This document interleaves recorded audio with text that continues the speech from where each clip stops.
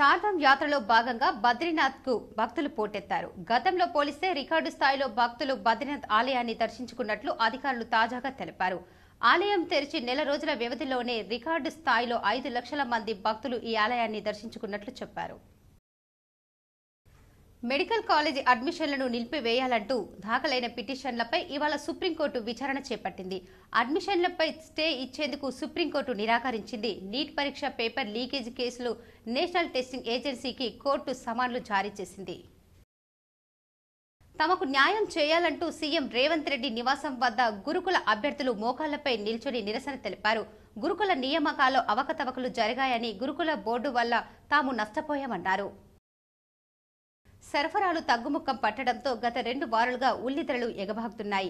డిమాండ్లు పెరగడంతో ఉల్లి ధరలు ఇటీవల ఏకంగా 50% పెరగడంతో వినియోగదారులు ఇబ్బందులు ఎదుర్కొంటున్నారు. జగిత్యాల పట్టణంలోని పోచమ్మ వాడలో 3 ఇళ్లలో చోరీ జరిగింది. 70,000 నగదు, 3 తులాల బంగారం దొంగలు అపహరించుకుపోయారు.